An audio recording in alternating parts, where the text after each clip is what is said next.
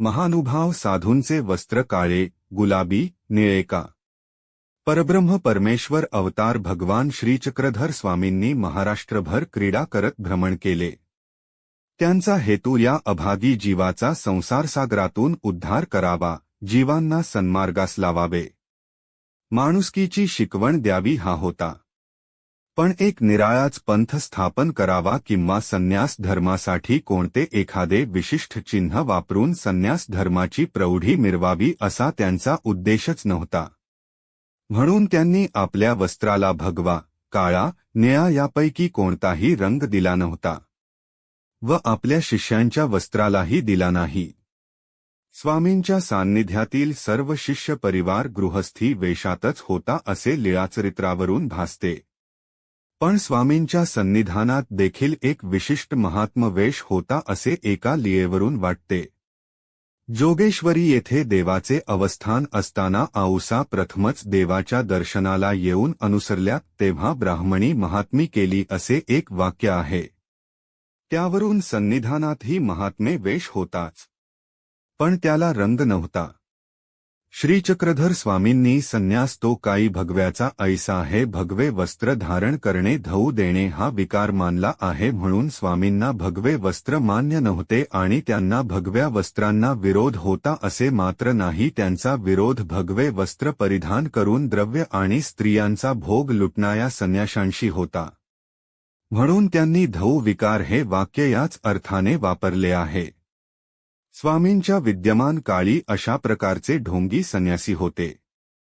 उदाहरणार्थ नृसिंहारण्य सरालेकर, वामदेव पैठणकर, प्रकाशदेव करंजखेडकर आणि उरावर जळती शेगडी ठेवून तोंडाने पैरागा पैरागा म्हणणारा तो महात्मा, तसेच डोंगरगण येथील महात्मा अशा संन्याशांना भुलून त्याच्या पाठीमागे लागल्याने मनुष्याला आत्मकल्याणाचा मार्ग सापडत नाही.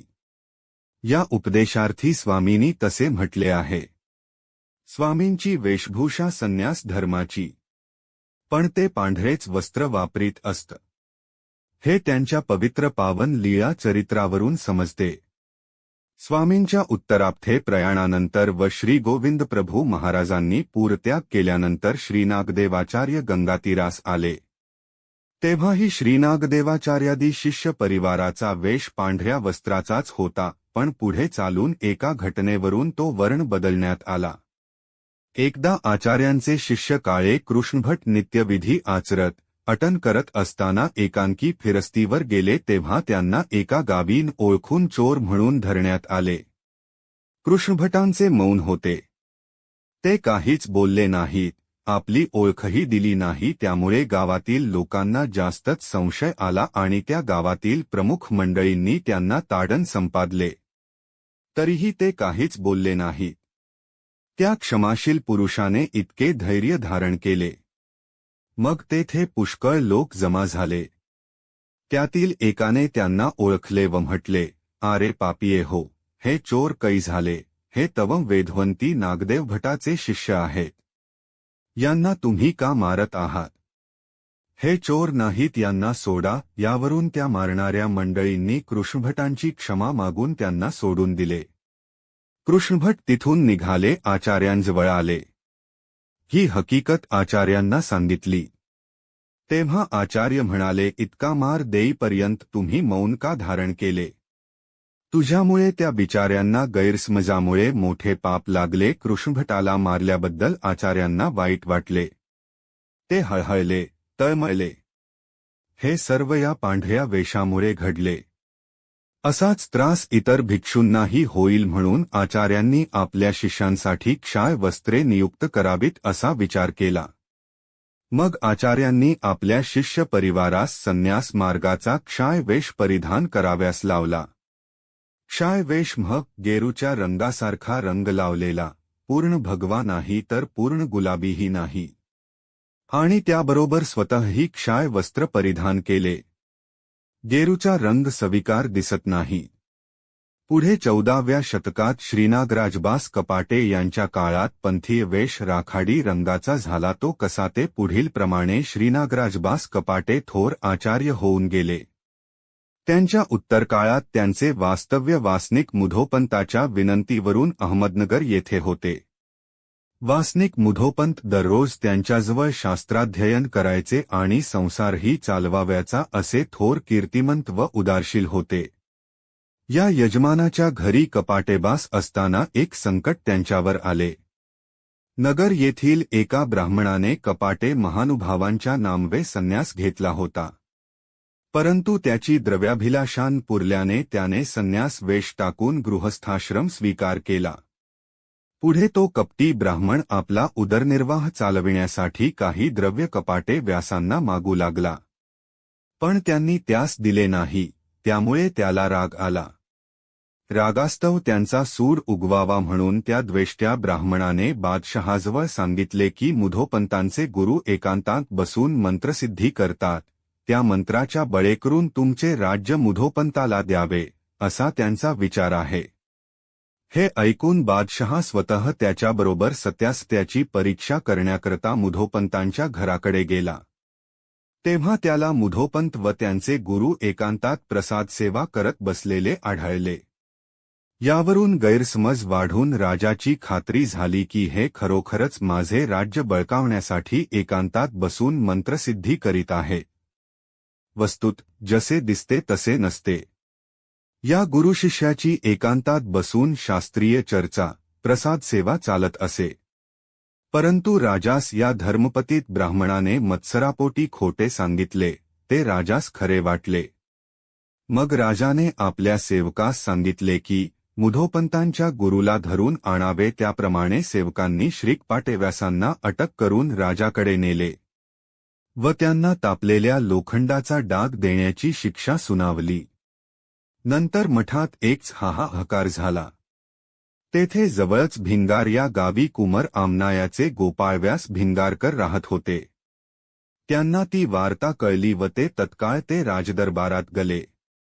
तेव्हा कपाटेव्यासांना राजाज्ञेप्रमाणे सेवक डाग देत होते.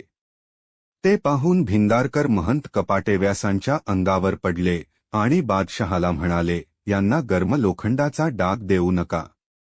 यांची शिक्षा मला द्या. तुम्हाला गैरसमज झाला आहे, तसे आम्ही कार्य केलेले नाही. कुजंत्र, कर्णिकुटाळ करणे हे आमच्या शास्त्रात नाही आणि हे आमचे थोर महापात्र महानुभाव आहे, यांना सोडा.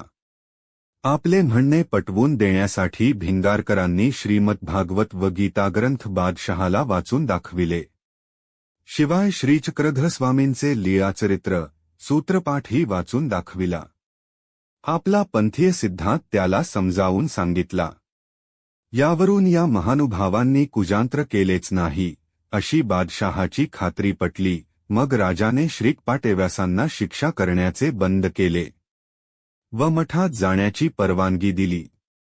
यानंतर राजाने खोटे सांगणाऱ्या ब्राह्मणास आपल्या सेवकाद्वारा धरून आणले व श्रीकपाटेव्यासांना जी शिक्षा दिली तीच याला द्या, अशी राजाने सेवकास आज्ञा केली. तेव्हा श्रीनागराजबासांनी त्याला शिक्षान करण्याबद्दल राजास विनंती केली. आपण जर असे कराल तर आमचे सर्व तप पाण्यात जाईल. अपराध करणाराला शिक्षान देता सोडून दिले तर आमच्यावर तुमचे थोर उपकार होतील. मग त्यांच्या व भिंगरकराच्या विनंतीवरून बादशहाने त्या ब्राह्मणास सोडून दिले. पण पुढे बादशहा म्हणाला, महानुभाव हो, हे सर्व तुमच्या या भगव्या वस्त्रांमुळे झाले. तुमच्यासारखे वस्त्र परिधान करून मराठा राज्याचे गुप्तहेर आमच्या राज्यात फिरतात, त्यामुळे माझा असा गैरसमज झाला. आपण वस्त्राचा रंग बदलावा. यावर श्रीनागराजबास म्हणाले, तुमचे म्हणणे पटले, पण मी वस्त्र बदलणार नाही. माझ्या शिष्यांना सांगेन असे म्हणून त्यांनी शिष्यांना राखाडी रंगाचे वस्त्र घालण्याची आज्ञा केली. पुढे त्यांचे प्रमुख शिष्य श्री मुरारीमल विद्वांसबासांनाही त्यांनी आज्ञा केली की शाय भगवे वस्त्र नेसू नकोस. तेव्हापासून विद्वांस महानुभाव राखाडी रंगाचे वस्त्रे परिधान करत असत. ते थोर महापात्र अधिकरण होते. त्यांचा शिष्य परिवारही खूप होता, त्यामुळे सर्वच शिष्य परिवाराने राखाडी रंगाचे वस्त्र परिधान करण्यास सुरुवात केली आणि तिथून पुढे पंथात दोन रंगाचे वस्त्र निर्माण झाले, एक तर क्षाय वस्त्र गेरूसारखे आणि दुसरे राखाडी रंगाचे वस्त्र. मग निळ्या रंगाचे वस्त्र कसे निर्माण झाले याबद्दल असे अनुमान आहे की पुढे सर्वच अधिकरण राखाडी रंगाची वस्त्रे परिधान करीत असत. पण त्यांच्या शिष्य परिवाराने अधिकरणाची वस्त्र खोडे व्यवस्थित असावे म्हणून त्यांच्या वस्त्रांना निळ देण्यास प्रारंभ केला व निळ्या रंगाची वस्त्रे चालती झाली. पुढे क्षाय वस्त्रे गुलाबी वर्णात कशी परिवर्तित झाली याला मात्र काही इतिहास आढळत नाही, पण आता सांप्रत राखाडी वर्णाची वस्त्रे वैराग्याचे द्योतक आहे. अशीच महत्त्वाची माहिती मिळवण्यासाठी आमच्या महानुभाव संत विचारधारा या चॅनलला सबस्क्राईब करा. दंडवत प्रणाम.